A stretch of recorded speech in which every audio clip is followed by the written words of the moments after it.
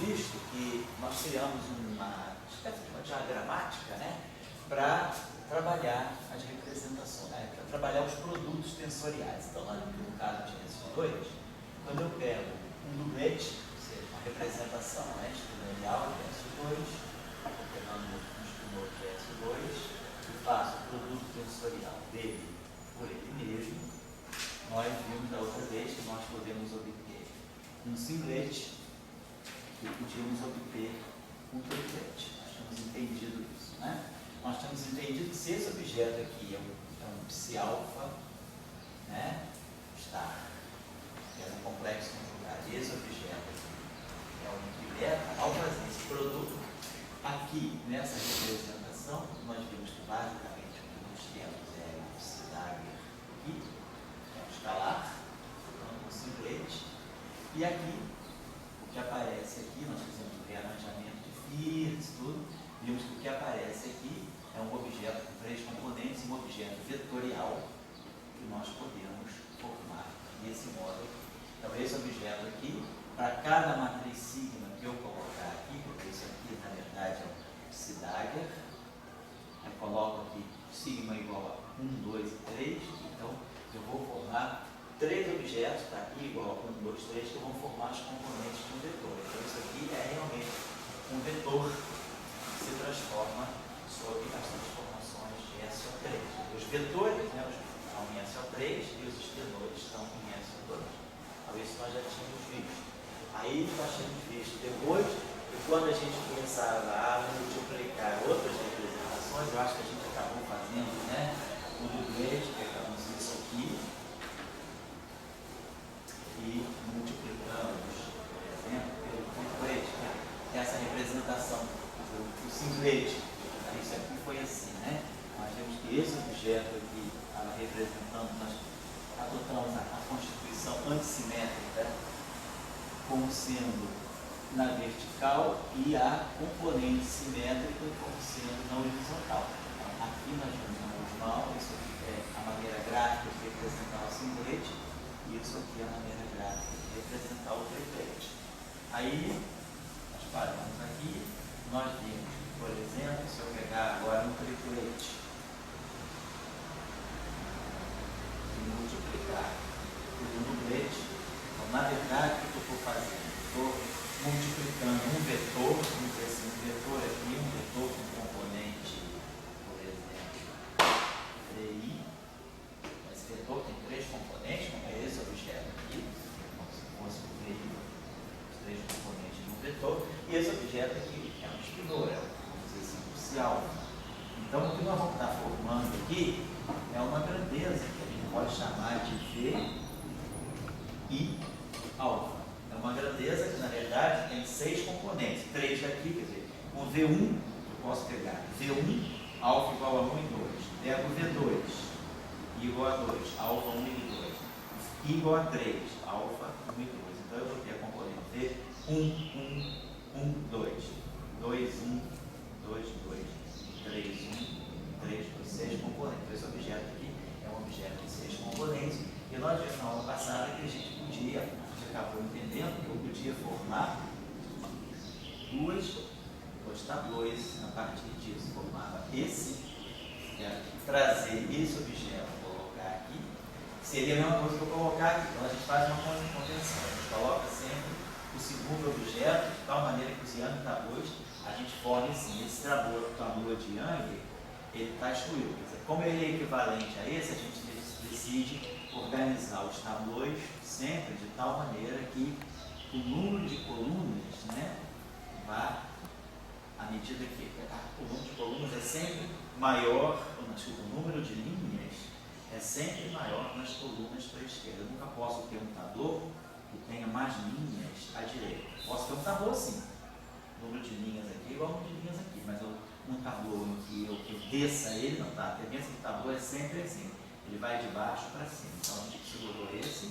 e pôde acrescentar esse aqui. E aí nós vimos que esse tablô aqui, na verdade, correspondia a um dublete. Esse aqui é 3 vezes 2, 6, esse aqui ficava 2. E aí nós aprendemos, arranjamos um jeitinho de contar a dimensão desse.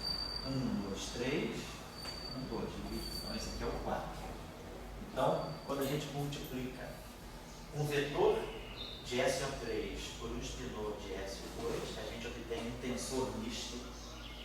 E esse tensor misto, na verdade, ele carrega duas representanças. Dentre essas 6 componentes, existem duas que não vão se misturar sob rotações e existem 4 que vão se misturar. Então, essas duas se misturam entre si, essas 4 entre si, mas dentro desse objeto aqui existem essas 6 componentes e essas duas nunca se misturam com essas 4. Qualquer rotação mexe nessas duas e mexe nessas 4. Então, isso aqui é uma representação irredutível, que ela só se mistura entre si. Isso aqui é uma representação irredutível, que ela se mistura entre si. E esse total aqui de 6 é uma representação redutível. Redutível por quê? Porque ela se reduz a essa irredutível, mais essa irredutível, e essas duas não se comunicam.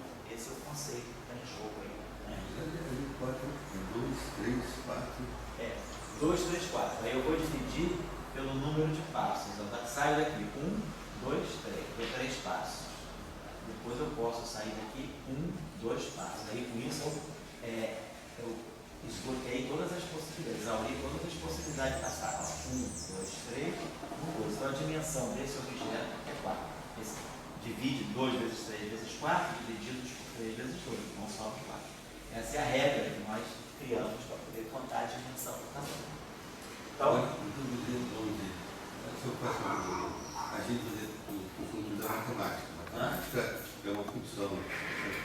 Tem uma equação, e da equação eu tiro quando V alfa igual a 1 sobre x2 ou sobre x alfa. Mas aqui você está se preocupando apenas com o que você chama de tamanho, componentes, assim. Quer dizer, teoria de grupo. Quando a gente estuda álgebra secundária mesmo, a gente vê a função, né? É 1 sobre x2, certo, polinômio e tal. Aqui você está querendo ver uma outra coisa. Você diz, olha, eu tenho que ver antes de ver a função, as componentes. Eu tenho que ver o comportamento, né? Como esses objetos se comportam frente a uma transformação desse grupo. Qual é o grupo que está em jogo? O grupo que está em jogo é o grupo SO3, é o grupo de rotações. Esse grupo de rotações, ele tem um setor que está fora do espaço-tempo, que são os espinores. E quem responde pelas rotações dos espinores são o SO2. Então, quando eu faço, o que eu estou querendo sempre com a teoria de grupo ver é como eu crio objetos que respondem às transformações do grupo.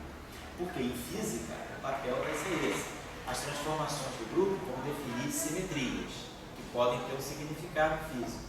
E o que são os objetos que sofrem as transformações do grupo, que são as representações, podem ser partículas da física, podem ser campos, podem ser coordenadas, ou seja, as grandezas físicas, elas respondem de uma certa forma a uma transformação de simetria. Então, a transformação de simetria define um grupo e as grandezas físicas que se transformam, elas definem representações. Então, o que eu estou fazendo no fundo, quando eu estou fazendo isso, é saber como é que eu classifico as grandezas que vão ser usadas em física. Quer dizer, a discussão que está em jogo aqui é aquela velha discussão lá da física zero. O que é um escalar? O que é um vetor? O que é um espinor? O que é um tensor? Então, quando eu escrevo uma equação física, o grupo, quer dizer, o conceito de rotação e o comportamento das grandezas físicas sob rotação vai me definir o caráter dessas grandezas. Então, eu tenho grandezas que não se transformam por rotação, são as escalares. Tenho grandezas que são vetores, tenho grandezas que são tensores, tenho grandezas que são espinores. Não é possível o grupo de Lorentz. Pois é, um grupo de Lorentz ou qualquer outro grupo. Eu levo sempre dessa forma. Eu defino um grupo e as transformações que esse grupo exerce. E aí eu vejo como eu posso definir diferentes objetos que sofram transformações dessas simetrias de modos distintos. A transformação é uma só, mas o objeto, de acordo com o espaço que ele vive, ele vai ter uma representação ou outra. Então, o vetor vive no espaço. A rotação que ele sofre é aquela transformação de SO3. O espinor vive no outro espaço. Aquela transformação de SO3 que no espaço-tempo é feita de um modo, existe o correspondente dela no espaço espinorial. O espinor se transformam sob aquela mesma rotação de uma outra forma. São as matrizes de SO2. Então é isso que a gente está fazendo aqui. Então quando a gente está multiplicando... Quer dizer, assim, normalmente a gente aprende que você descobre objetos físicos no laboratório. Certo. No elétrico, aqui você está descobrindo objetos físicos a partir da simetria. Por exemplo, então veja agora. Esse 2 poderia ser o quê? Aí eu vou perguntar, o que esse 2 poderia ser? O que esse 4 poderia ser? Então nós vamos entender na aula de hoje que esse 2 pode estar representando uma partícula de spin 2, pode estar representando os dois estados de um elétron, os dois estados de momento angular intrínseco de um elétron. Esse 4 aqui pode estar representando os 4 estados de spin intrínseco de um objeto de spin 3 meios, uma partícula de spin 3 meios, ou de um estado eletrônico, um estado atômico, por exemplo, que possa ter spin 3 meios. Eu tenho átomos, eu tenho núcleos atômicos que têm spin 3 meios. A gente pega na tela, a gente vê. Então isso aí pode estar representando os 4 estados de spin de um átomo ou de um íon que tem spin 3 meios. Então a gente vai começar daqui a pouco a dar um significado a esses quadrinhos em termos de uma grandeza física, que, por exemplo, pode ser o momento angular orbital, pode ser o momento angular de spin, ou pode ser o momento angular total, por exemplo, na mecânica quântica. Tá? Então, o que a gente está fazendo aí agora é multiplicar padrões, reproduzir padrões. Eu estou querendo entender, você deve ter criando entidades físicas. Assim. Essas grandezas devem ser entidades físicas. Cada grupo tem mais ou menos o seu número de velórios. Quer dizer, você não está criando escalares vetores. Certo. Você está criando campos, né? Um grupo de lógica poderia ser campos, O raciocínio quando não tem. Assim, eu entendo que no grupo de lógica você está trabalhando com os vetores, que chama-se campo. Mas você aqui você trabalha muito bem. Eu estou com 2, o tamanho é 2. Então, vou pegar espinho, arco, pindal. Aqui eu vou dizer, é uma coisa mais abstrata. O que esse 2 pode ser? 2 significa que eu tenho duas componentes, ou seja, 2 estados distintos do mesmo objeto. O que esse 2 pode ser? Então, por exemplo, se eu falar de um elétron, esse 2 podem ser os 2 estados de spin do elétron. Se eu entrar na física nuclear, esses 2 podem ser os 2 estados de uma partícula chamada nucleon. O nucleon tem 2 estados. Um estado é o próton, o outro estado é o nêutron. Então, o próprio nêutron, que nós, na física eletromagnética, vemos como 2 objetos distintos, no mundo nuclear, se a gente está falando só da interação nuclear forte, o próprio e o nêutron são o mesmo objeto. Quem distingue o próton do nêutron é a carga, mas a carga é um conceito eletromagnético, é uma outra interação. Então, esse 2 que está ali pode ser também, como se eu estiver falando de um sistema nuclear com simetria SO2, e esse SO2 seria uma simetria chamada isospin. Então, esse 2 não precisa necessariamente ser os 2 estados de spin do elétron. Esse mesmo 2, ele pode ser usado para representar os 2 estados de carga de um nucleon. Um estado é o próton, o outro estado é o nêutron. Então, eu uso o próton e o nêutron como se fossem 2 componentes de um duplete de SO2. Só que não é o SO2 de spin, é o SO2 de uma coisa chamada de spin isotópico forte. Você poderia comparar uma simetria, como uma orquestra, uma música, assim, e dentro de C2 significa você estar dançando com 2 pessoas juntas. Ou 4. Vamos pensar o caso da orquestra. Vamos pensar no caso da orquestra. Então, quando a gente tem uma orquestra, a orquestra é toda dividida do que a gente chama de naipes, né? Então, a gente tem o naipe dos primeiros violinos, o naipe dos segundos violinos, o naipe das violas, violoncelos e contrabaixo, o naipe das cordas. Depois eu tenho o naipe dos instrumentos de sopro, as flautas, os flautins, fagote, oboé, clarinete. Depois eu tenho os naipes da percussão. Então, vamos dizer, a orquestra é dividida, esse exemplo é bom, a orquestra é um todo, ele é dividido em naipes. Tem o maestro, tem os músicos. Os músicos estão divididos, então, os primeiros violinos tocam uma coisa, os segundos violinos dão apoio, eles tocam uma outra pauta, eles tocam violino também, mas uma outra melodia, ou fazem uma harmonia. as violas, os violoncelos e os contrabaixos. Então, cada um faz a sua parte. Então, é como se fossem representações irredutíveis. Eu tenho, normalmente, 12 primeiros violinos, 12 ou 14 segundos violinos. Então, esses caras tocam coisas distintas. Eles estão tocando a mesma música. Ou seja, o grupo é o mesmo. Eles estão tocando Nona Sinfonia de Beethoven. Então, todo mundo está tocando a Nona Sinfonia de Beethoven. Então, esse é o grupo das sopranos. Aí, os 12 primeiros violinos estão executando uma parte. Os 12 segundos violinos apoiando as violas e os violoncelos e os contrabaixos. Então, é como se eu tivesse 12, mais 12, violas geralmente são mais 8, contrabaixo, violoncelo mais uns 8, 10, contrabaixo mais uns 4. Então, é como se eu tivesse diferentes representações irredutíveis. Então, é como se eu particionei o meu espaço. Então, só que nesse caso é um espaço de 6, onde eu particiono 2 para cá, 4 para cá. Numa orquestra, né, que eu tenho os 12 primeiros violinos, sempre aqui estilo do maestro, depois os segundos violinos para cá, as violas, os violoncelos, contrabaixos, os instrumentos de sopro e a percussão.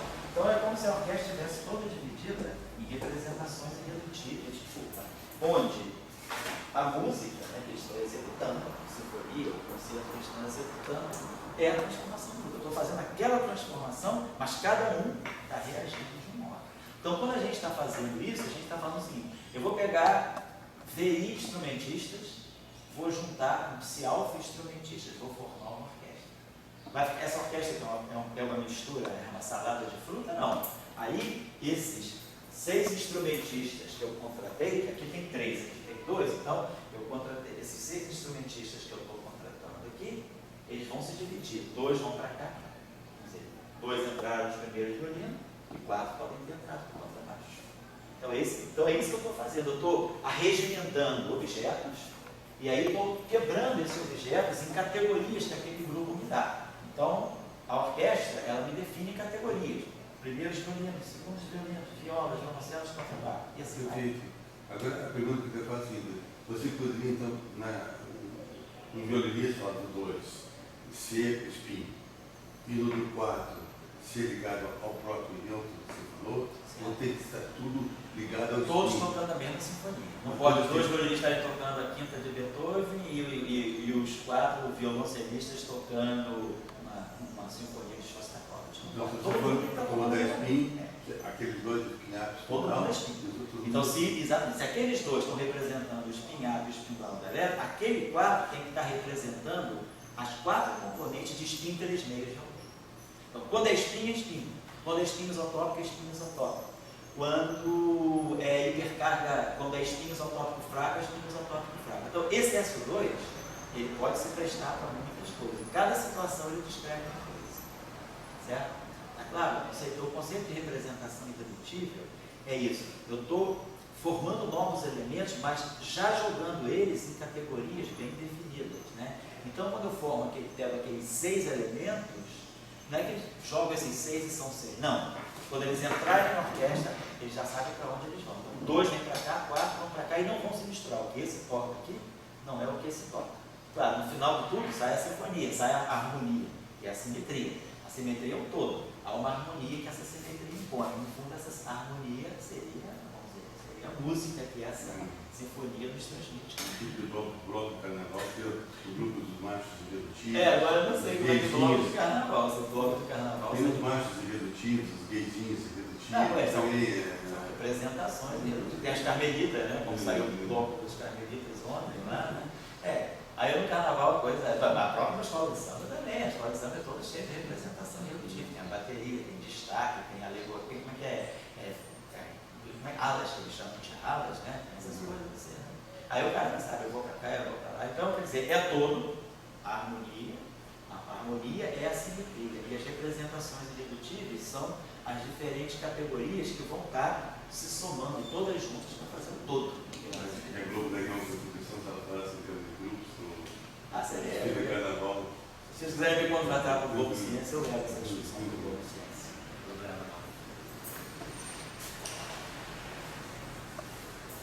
E aí, com aquele do a cabine, que é para exatamente. Não, esse evento da orquestra foi engraçado. Eu tinha que tocar. Podia fazer comentários. Não, esse exemplo da orquestra, bom, que a gente tocado nele, né? Até porque eu já fui músico de orquestra, né? Também em juventude, eu toquei 3 anos, né? E aí é interessante isso, né? O conceito de grupo também é representação redutiva, né? Cada um com a sua, mas o todo sai e você não se mistura com aquele, é interessante. Eu acho que dá para entender, né? Então, essa é a ideia da representação redutiva.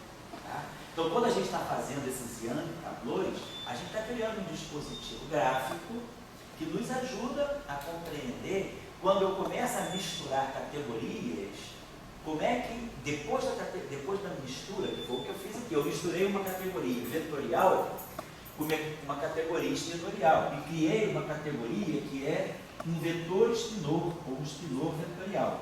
Ele carrega 2 índices. Mas agora, quando esse cara vai entrar no concerto, ele sabe, ó, desses 6 elementos, 2 se dirigem para cá e 4 para cá. Então, a ideia do Yang Tablô, quando eu faço um produto e depois eu quebro esse produto em somas diretas, isso significa que eu estou agora identificando as categorias que estão todas presentes aqui dentro. Aqui eu tenho 6 categorias, mas essas 6 não são todas iguais. 2 vão mudar de 4 para 8. Quando faço votação, esse não se comunica com esse. Por exemplo, vou pegar um outro exemplo. Por exemplo, se eu pegasse esse aqui, que é essa representação agora de S2,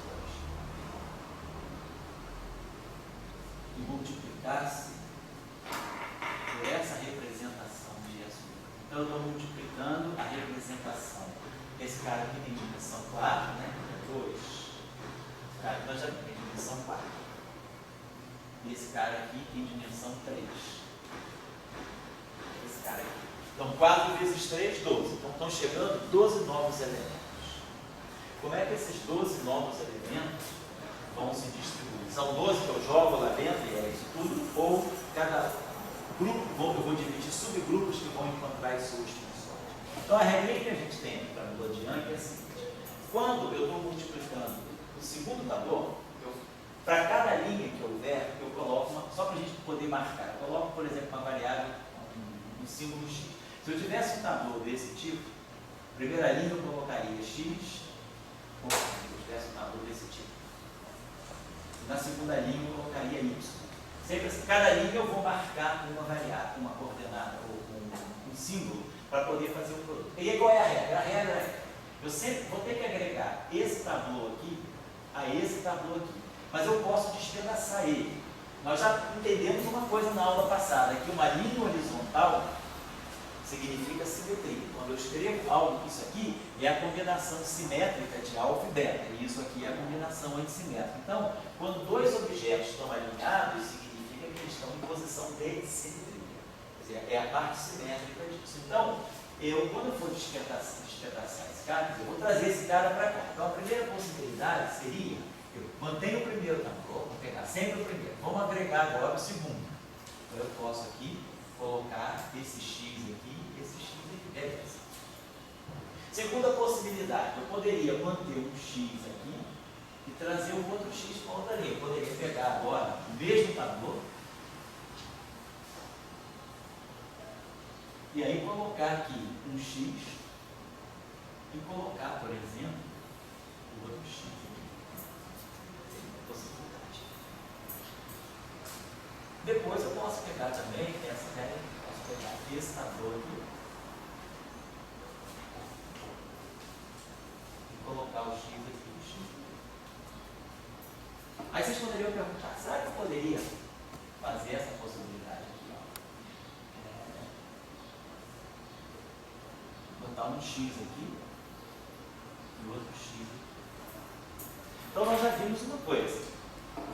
Se esse X está em posição de simetria, quando um fica embaixo do outro, ele estaria em posição de antissimetria. Então não pode, porque eles já nasceram simétricos, então eles não podem adquirir uma configuração antissimétrica. Então esse tablô aqui, ele está completamente excluído, ele não faz sentido. Tá? Outra coisa que nós entendemos quando a gente fala de S2, cada vez que 2 tablôs de S2 estão em posição vertical, isso aqui define um singlet. Então, esse objeto aqui, na verdade, é um singlet, eu posso cortar. É contra 1, ele não dá dimensionalidade nenhuma. Esse aqui também é um singlet, esse aqui é um singlet. Então, pela nossa estimativa, o que está saindo daqui São 3 tratores distintos. Tem 1, 2, 3. Vamos lá. 1, 2, 3, 4, 5. 1, 2, 3, 4, 5. Saiu esse. Depois, sobrou esse aqui, 3. Por quê? 2 tabuas em posição vertical, para SO2, significa a identidade, significa o singlete, um objeto único. Então, isso aqui eu conto como um objeto único. Então, ele não altera a dimensionalidade. Multiplicar por 1 significa nada. Então, sobrou esse tabu e sobrou esse tabu. Segundo, vou fazer mais exemplos daqui a pouco. Segundo, essa multiplicação, então, eu vou agregar, eu tenho que agregar esse tabu, o segundo tabu, dessa forma. Inteiro aqui, distribuído em 5. Então, esse aqui, vamos ver qual é a dimensão. Aqui é 2, 3, 4, 5, 6. 2, 3, 4 e aqui é 2. Então, vamos exaurir todas as possibilidades de passagem. 1, 2, 3, 4, 5. 1, 2, 3, 4. 1, 2, 3, 1, 2. Então eu posso varrer esse tabu 1, 2, 3, 4, 5, 1, 2, 3, 4, 1, 2, 3, 1, 2. Então eu vou dividir isso por isso. No fundo vai sobrar só um 6, então isso aqui deve ter dimensão 6. Esse cara aqui nós já não sabemos o que fazer, tem dimensão 4. Esse aqui nós já sabemos que tem dimensão 2. Então, 4 vezes 3, 12. 12 é igual a 6 mais 4 mais 2. Então, quando eu pegar um objeto dessa categoria aqui, tá? Que é um tabu, esse objeto aqui, então seria um objeto dessa categoria. Ele tem dimensão 4, tá? Aqui. Então, ele é uma parte do espinor vetor. Tá? E esse cara aqui tem dimensão 3. Seria esse cara aqui. Isso aqui é um vetor. Esse cara aqui se transforma. Esse aqui é um típico vetor. E esse cara aqui seria a parte de um espinor vetorial, seria a parte quadridimensional de um espinor vetorial, seria esse objeto. Então, quando eu faço 4 vezes 3, que dá 12, então aqui, quando eu divido isso por isso, aqui me sobrou 6, aqui me sobrou 4, e aqui me sobrou 2. Então, esse objeto aqui tem dimensão 6, então entraram 6 objetos desses 12, 6 se agrupam entre si, 4 se agrupam entre si, e 2 vêm para outro naipe, para outra representação evolutiva. Então, na verdade, quando eu faço o produto tensorial de um objeto desse tipo aqui, que aí esse objeto tem esses dois índices, esse objeto tem um índice vetorial J. Então, o que eu estou formando agora, no final de tudo, é uma nova categoria de objeto, é um T, I, alfa, J. Então, é um objeto mais complexo, ele tem 2 índices vetoriais e um índice espinorial. Então, esse objeto aqui, como um todo, ele se divide, dentro dele existem 4 subcomponentes, 4 subcategorias que respondem a SO2 de forma desconectada.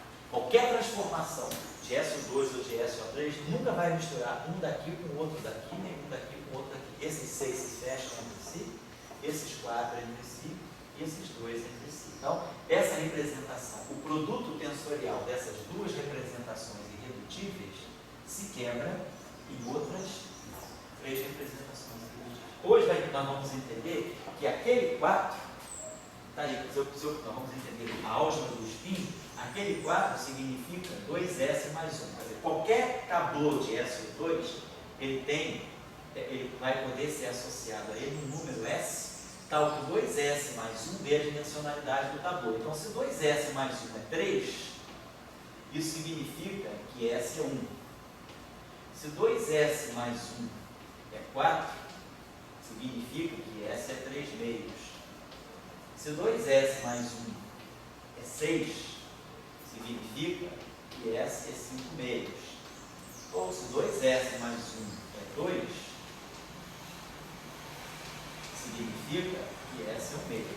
Então, nós vamos ver que, na verdade, esse S na mecânica quântica está representando o momento angular intrínseco da partícula. Então, isso aqui seria um elétron, spin 1. Esse 1 aqui meio, né? Esse spin 1 aqui pode estar representando o fóton. Então, quando eu componho um elétron com o fóton, que eu fiz aqui, eu peguei um objeto que tem spin 1, que é representado representação 3, e compus com um fóton, tá aqui, spin 1, representação 3, e um elétron, spin meio, representação 2, quando eu formo um sistema com um elétron e um fóton, por exemplo, esse sistema elétron-fóton ele pode aparecer em dois estados de spin, de momento angular intrínseco. Ele pode ter um spin 2 ou um spin 4. Então, na verdade, o que a gente está mostrando na mecânica quântica é que quando eu componho spin 1, pego uma partícula com spin 1 meio, que é o elétron, e junto com uma partícula de spin 1, no fundo eu estou somando os spins. O spin é um conceito vetorial. Então, eu vou ter quais possibilidades que vão sobrar de spin? Um meio vai me dar isso aqui. Isso aqui é spin 1, isso aqui é spin meio. Esse cara aqui é spin meio. E esse cara aqui é spin 3 meios. Então a gente vai ver que na mecânica quântica, quando a gente compõe um spin 1 com um spin meio, eu posso resultar no spin meio e no spin 3 meios. Aqui, o que eu estou fazendo? Eu estou pegando a representação 4.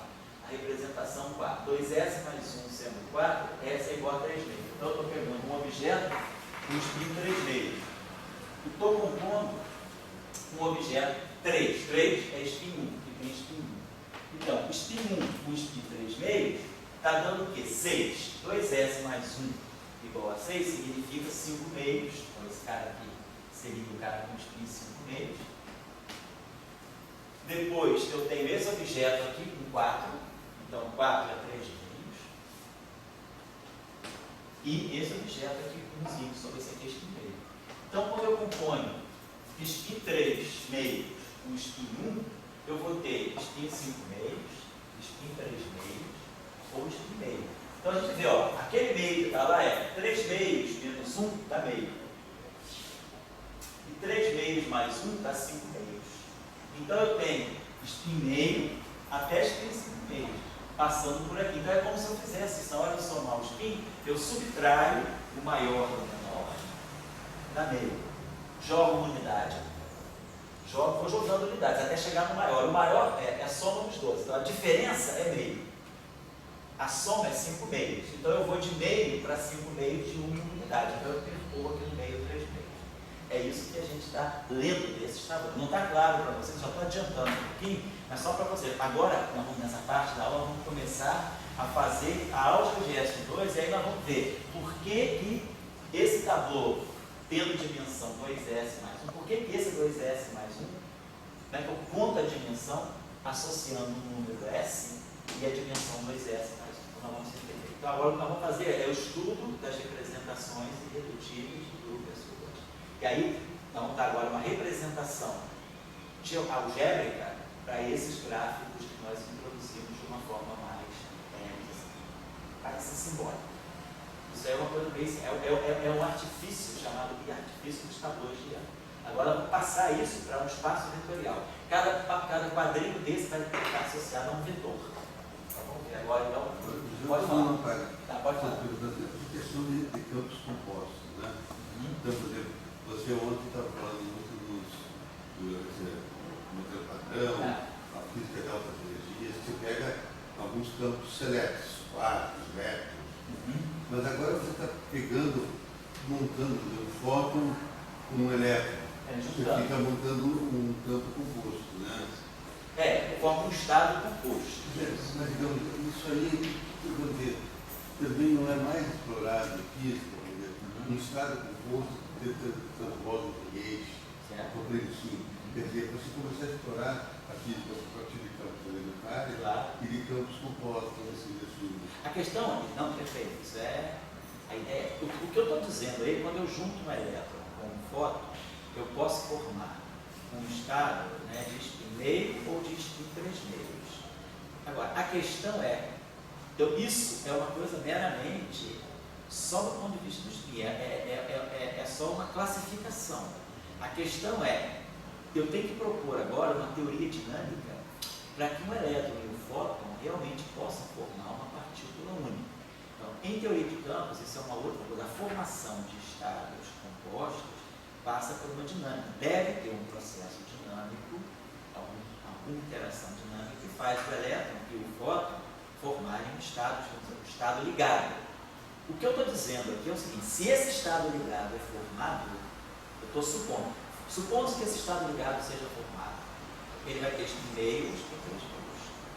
Então eu estou dando a indicação do spin dele, supondo que ele é formado, mas a teoria de grupo não forma ele. A teoria de grupo apenas diz, se ele se forma, ele pode ter esse spin ou esse spin.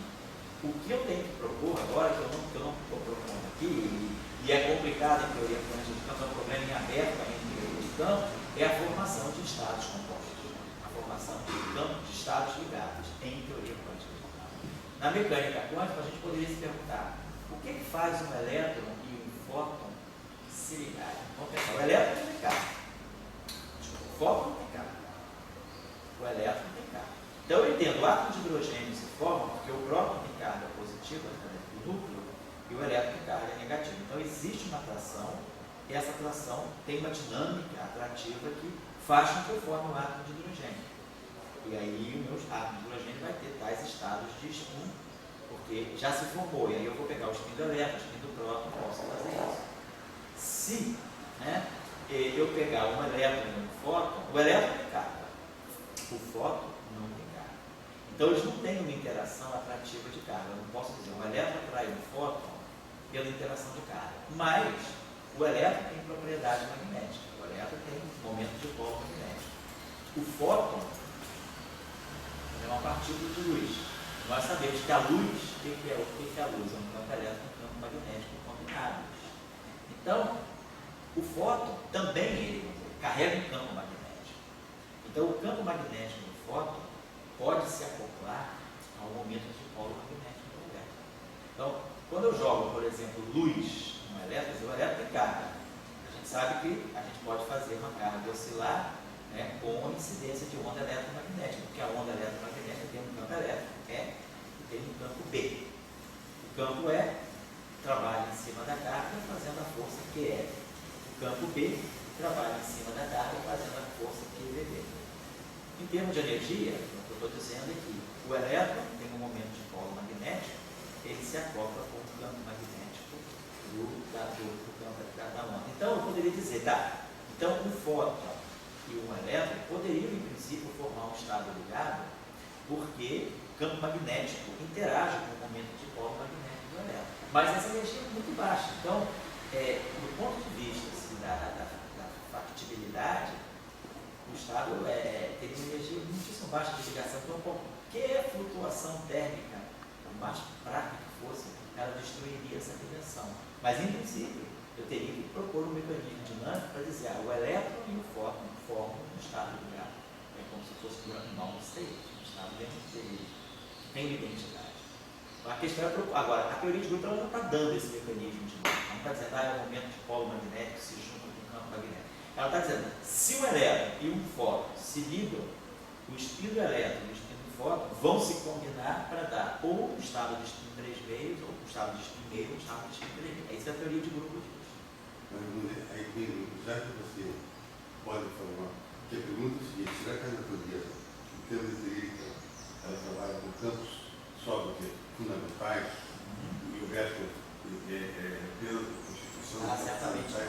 ou ela aglutina campos, entendeu? Como você aglutinou na teoria do grupo, mas daí você tem que criar uma dinâmica para esses campos. Para responder por essa aglutinação. Como é que eu faço na teoria de Gauge? Essa discussão é atual, a nossa discussão da semana passada, do LHC, do Higgs, uma proposta, uma coisa que está direto na comunidade hoje, assim, que é um problema em aberto, um problema muito discutido e discutível, é se o Higgs é composto ou não. Então, de repente, essa partícula de Higgs que está se procurando, que pode ter sido achada, né, com aquela massa de 125,3, aquela partícula ainda não tem uma individualidade estabelecida. Não se sabe se ela é composta ou não. Primeiro, não se sabe nem se é o Higgs. Não se sabe nem o spin dela ainda, se o spin é 0, se o spin é 2, se é uma partícula escalar ou se é escalar. Ela tem ainda características a serem determinadas para dizer se é o Higgs. Mas suponhamos que seja o Higgs. Uma possibilidade também é que esse Higgs seja composto, como você está falando. Então, a teoria de campos, ela trabalha com objetos compostos. Pode ser que o Higgs seja o campo de Higgs, ele já seja por si um campo composto de campos mais fundamentais. Quem são esses campos fundamentais? Nós não sabemos. Existem propostas, mas são propostas distintas. Então não tem um consenso que possam ser os campos elementares que eventualmente é importante se considerar essa possibilidade. É muito mais complicado. Quer dizer, fazer uma teoria quântica de campos para campos compostos é um problema completamente aberto. É uma questão ainda complicada. Agora, que certamente a natureza trabalha no sentido de ter campos compostos, certamente trabalha. Uma grande chance é para o próprio Higgs ser composto. Se perguntar se você tem noção de Bethe salpítrica, Certo, Bethe salpítrica. Elas não estão preocupadas em intermediação de bóson de Gauge. Você não, agora eu estou com campo composto de intermediação de bóson de Gauge, não é igual a como tivesse campos. Claro, campos elementares. Isso foi revisto, claro. Se o bóson de Higgs for composto, tem dois relativistas tão lindos. Eles estão numa farra de galho em galho, eu estou chegando pela mesma conta dos dois. Pena que não dá para filmar, senão eu vi que no Rio de Janeiro também tem BTV. Tão bonitinho. Mas é isso, Dória. Então, se o Higgs é composto, quer dizer, estudar um mecanismo agora, o meu modelo padrão tem que ser subsidiado por nova física, para poder descrever essa composição física. Então tá, só queria deixar essa mensagem para vocês. A teoria de grupo, ela tem esse caráter mais classificatório. Ela classifica, ela dá as características, mas ela não dá um processo dinâmico. Então ela é auxiliar, ela é coadjuvante num processo. Quem dá a dinâmica é a interação, é o campo de força, tem um tipo de simetria associada a uma interação que leva à formação de estados compostos. A teoria de grupos, ela apenas te ajuda a organizar esses estados compostos. Ela classifica, separa em categorias. O trabalho da teoria de grupo em física, nem sempre, mas na maior parte das vezes em física, a gente usa a teoria de grupo num estilo muito classificatório. A gente usa a teoria de grupo de uma maneira cinemática. Ela classifica, mas ela, em alguns casos, a gente estuda dinâmica. Por exemplo, a gente põe uma figura, né? O cara está preparando a aula de uma maneira boa, né? Figurinha, né? Então, a teoria de grupo, por exemplo, existe uma coisa que chama simetrias dinâmicas. Então, muitas vezes, o átomo de hidrogênio, se a gente olhar o átomo de hidrogênio, isso eu vou fazer aqui no curso com você, mais à frente um pouco. Nós vamos pegar, estudar o átomo de hidrogênio, fazer a mecânica quântica do átomo de hidrogênio, sem usar a equação de Schrödinger, só usando a teoria de grupo. Nós vamos ver que existe uma simetria, aí sim, um grupo dinâmico, não um grupo cinemático, dentro do átomo de hidrogênio. Então, o grupo é SO4. Próximo passo, quando a gente acabar SO3 e SO2, é estudar SO4. E aí nós vamos ver que uma grande aplicação do SO4, você é capaz de gerar os níveis de energia do átomo de hidrogênio exato, degenerado, através da simetria SO4. Então, a simetria SO4, ela é uma simetria dinâmica para o átomo de hidrogênio. Ela ela descreve a formação do átomo de hidrogênio e descreve os estados de energia discreta em que o átomo de hidrogênio pode aparecer. Então, nesse caso, a simetria tem um caráter dinâmico. Ela te diz como aquilo se forma e te dá as energias envolvidas. Em outros casos, no mesmo átomo de hidrogênio, a simetria SO3 existe, mas a simetria SO3 é cinemática. Ela classifica os estados de espírito. E a simetria SO4 é dinâmica. Ela forma um estado ligado. Então, o átomo de hidrogênio, quando a gente chegar na hora, vai ser um exemplo que vai colocar essa discussão muito bem, assim, vai elucidar muito essa discussão. Eu tenho um sistema físico, o átomo de hidrogênio. Ele tem uma simetria manifesta, SO3. Essa simetria classifica os estados de spin, os estados de momento angular do elétron no átomo de hidrogênio. Mas existe também nesse átomo de hidrogênio uma simetria dinâmica, SO4, que é escondida. Ela não é uma simetria, você olha para o lado, você olha assim, você vê, não. Você tem que descobrir que existe uma simetria escondida, chamada dinâmica.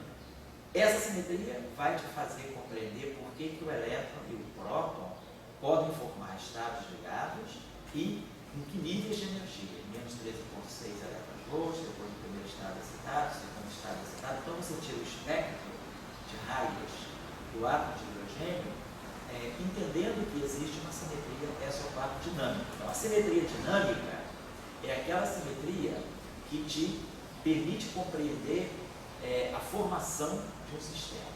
E a simetria cinemática é aquela que, uma vez o sistema formado, ela te permite classificar os estados que aquele sistema pode apresentar, mas você não consegue ir nas causas da formação daquele sistema. Então, essa, na teoria de grupo, ela pode ter um caráter mais forte do que simplesmente o caráter cinemático classificatório. Então, a gente vai... O átomo de hidrogênio, outro exemplo muito claro disso é o oscilador harmônico quântico. Quando a gente pega o oscilador harmônico quântico bidimensional, a gente vai encontrar exatamente essa coisa. Então a gente vai entender por que um oscilador harmônico bidimensional isotrópico tem os níveis de energia que tem, estudando o grupo S2. Se eu pegar um oscilador harmônico isotrópico tridimensional, como se fossem três constantes de modo iguais na direção x, y e z, esse oscilador harmônico ele tem simetria SO3. Então nós vamos usar o oscilador harmônico quântico isotrópico tridimensional para estudar o grupo SO3. Vamos contextualizar o grupo SO3 depois que a gente fizer o oscilador harmônico. Então a minha ideia é fazer o SO3, terminar SO2, trabalhar um pouco nisso, aí vamos para o SO4, aí nós vamos agora. Com o SO4 vamos chegar no átomo de hidrogênio. Então nós vamos resolver um problema de mecânica quântica sem usar a equação de Schrödinger, mas usando a simetria dinâmica SO4. E vamos ver que tem uma simetria SO3 cinemática. Feito isso, entendendo bem o grupo SO4, aí nós vamos ver que o grupo SO4 é formado por dois grupos SO2. Então SO4 é como se fosse SO2 cartesiano e SO2, um produto cartesiano de dois SO2 que estão morando dentro do SO4. Aí feito isso, tendo entendido o SO4, nós vamos para o grupo SO3. Aí nós vamos pegar, aí vamos pegar o oscilador harmônico bidimensional isotrópico. Vamos ver que tem um SO2. Talvez eu faça isso até antes do átomo de hidrogênio. E depois nós vamos pegar o oscilador harmônico tridimensional para botar o SO3. Aí nós vamos estudar o SO3. Aí nós vamos ver que esse SO3 depois pode ser aplicado em física de partículas, é o estado que classifica, né, que o Kelvin usou para fazer a teoria do Wake for Wake, classificar os hadrons, né, os magmas e os mesos. Vamos ver que esse SO3 pode se aplicar a simetria de cor e responde pelo confinamento dos quarks, dos núcleos, do interior dos núcleos atômicos. Vamos fazer essas coisas. Então, a simetria ela pode ter características cinemáticas ou dinâmicas. A maioria das vezes, na maior parte das vezes, a gente está usando a simetria como um aparato classificatório. Eu vou classificar os estados, organizar os multiplex. Então, isso é uma coisa classificatória, é meramente cinemática. Mas eu posso, nem sempre é fácil, você encontrar as simetrias dinâmicas. Então, quando você encontra uma simetria dinâmica, isso é muito interessante. Você pode resolver um grande problema em física usando a simetria dinâmica. Mas nem sempre é fácil de encontrar. É uma coisa mais assim, depende do sistema, não tem um processo geral. Isso é meio de caso a caso. Não tem uma metodologia geral para descobrir simetrias dinâmicas. Tá? Professor, só de informação, você pode dizer o que é um eletronvolt? Um eletronvolt. Um eletronvolt. Não está dizendo. Você pega o elétron e multiplica pelo volt. Qual é a carga do elétron? A carga do elétron é 1,6 vezes 10 a menos 19 coulombs. Quantidade fundamental de carga. Se eu multiplicar a carga do elétron por 1 volt, eu formo uma grandeza que é coulomb-volt. Coulomb-volt na eletrostatica é a mesma coisa que um joule. Um coulomb vezes um volt é um joule.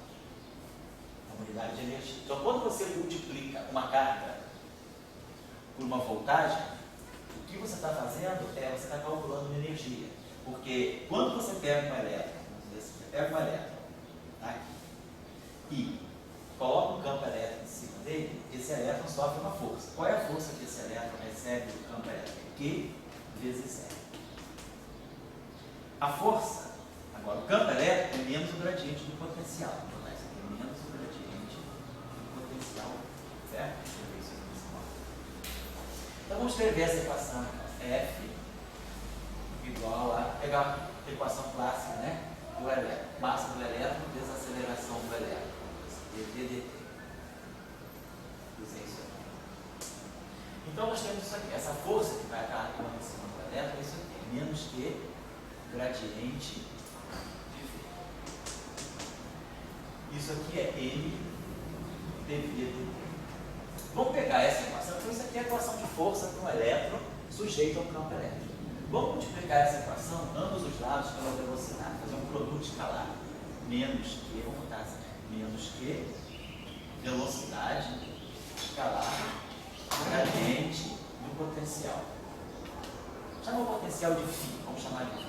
Então a gente sabe que o potencial, quando a gente escreve isso aqui, a força elétrica, desculpa, quando a gente escreve que o campo elétrico é menos o gradiente do potencial elétrico, do potencial eletrostático, nesse caso, o campo elétrico, ele tem unidades que podem, o campo elétrico é força Newton por unidade de K, Coulomb. Por outro lado, isso aqui é a unidade de potencial elétrico, né, voltaica, é volt. Então isso aqui é a unidade de volt, mas gradiente é dx, é volt por metro. Então a gente sabe, na matéria dinâmica, eletrostática, Newton por Coulomb é a unidade internacional do campo elétrico. Isso aqui, por sua vez, é a mesma coisa que 1 volt por metro. Então, 1 volt por metro é a mesma coisa que 1 Newton por Coulomb, que é a unidade de campo elétrico. Então, é isso. A voltagem, ela está associada a esse potencial a partir do qual você gera o campo elétrico. Tá?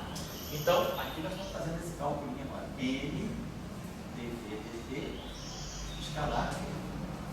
Do lado direito, isso aqui está claro para a gente. Isso aqui é ddt de 1 meio de n2.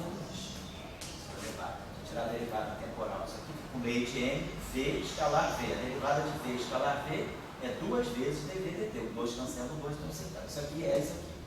Pela regra da cadeia, o que é isso aqui? V é dx dt. Mas isso aqui é dv dx. Gradiente. Então, pela regra da cadeia, isso aqui, dv dx dt vezes dv dx é a mesma coisa que a derivada temporal. Isso aqui. Então, pela regra da cadeia, isso que está aqui do lado esquerdo é ddt de menos q. Então, você soma essas duas, junta essas duas equações, você pode transformar a equação de força de Coulomb como sendo ddt de 1 meio de mq2 mais q vezes, eu chamo de φ, ou v, né? Φ, na verdade é φ. Isso igual a zero. Ou seja, quando a partícula é colocada no campo elétrico, essa grandeza aqui independe do tempo. É uma equação de conservação. Isso aqui é a energia do sistema. Então, quando você coloca a partícula no campo elétrico, você sabe que a energia total do sistema é conservada. A energia cinética da partícula mais a energia que ela adquire, né, devido à interação com o campo elétrico, é uma energia potencial eletrostática. Então, isso aqui é uma constante. Então, o produto da carga pelo potencial, cuja unidade é volt, isso aqui lhe dá uma energia de interação eletrostática. É a energia do elétron, a energia que ele adquire quando ele está sujeito a um campo elétrico. Então, essa energia aqui, elétron-volt, é isso que está aqui. A carga do elétron é 1,6 vezes 10 a 19 Coulomb, vezes 1 volt. Isso é uma unidade de energia. No sistema internacional, isso aqui é o Joule. Então, 1 elétron-volt é uma unidade de energia idêntica, ou você usa elétron-volt, ou você usa 1,6 vezes 10 a menos 19 joules. Essa é a regra de conversão. Então, 1 joule, na verdade, é aproximadamente 10 a 19 elétron-joules. Tá? E aí depois você usa as unidades, os prefixos, quilo elétron-volt, mega elétron-volt, giga elétron-volt, tera elétron-volt. Outra coisa importante para relacionar aí é a questão da... A gente sabe que 1 joule, uma caloria, né? 4,19 joules. Então a gente pode passar joule para caloria e pode relacionar caloria com elétron-volt, ou seja, quilocaloria com elétron-volt. Então aí a pergunta que eu te faço é quantos elétrons-volts existem em um Big Mac? Tá? Tenta fazer esse exercício. Calcular a energia em elétrons-volts consumida com um Big Mac. Tá? Para quem está cuidando da dieta, né, geralmente as tabelas de dieta está tudo em quilocaloria, né? Se a gente quiser ser marrento, vou passar uma tabela de dieta em elétrons-volts aí para a mulherada, né? Tal comida, então você vai comparar, porque você vai entender bem claramente a relação do elétron-volt com a caloria. Você vai ver que o elétron-volt está, aquilo está ligado ao número de átomos que tem ali dentro. Quantos átomos de hidrogênio você está mastigando ali? Tá bom? Então, mas é isso que é o elétron-volt, está certo? É uma unidade de energia. O elétron-volt, então seria isso. Quando você submete um elétron a uma diferença de potencial de 1 volt, uma diferença de potencial, quer dizer, a gera um campo elétrico. Submeter um elétron a uma diferença de potencial de 1 volt significa dar ao elétron 1 elétron-volt de energia. Isso, então, é o que faz o elétron acelerar. Você acelera o elétron por meio de um campo elétrico. Então, esse campo elétrico está associado a essa diferença de potencial de 1 volt, tá certo? Então, elétron-volt é unidade de energia. Vamos dar um intervalinho agora, para a gente começar agora a trabalhar finalmente as representações irredutíveis de SO2, que isso aqui vai abrir o mundo para a gente. Com essas representações irredutíveis, vai dar para a gente fazer trabalhos, dá para vocês conviverem com isso pelo menos 10 anos da vida científica de vocês. Então, vamos trabalhar as representações irredutíveis de SO2 e SO3.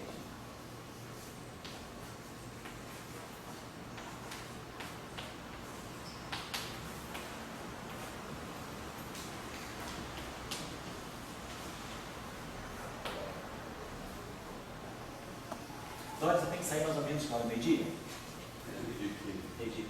Então, tá, a gente dá um intervalo até 11h15, 5 minutinhos para relaxar, e aí eu volto, de repente vai até meio-dia 15.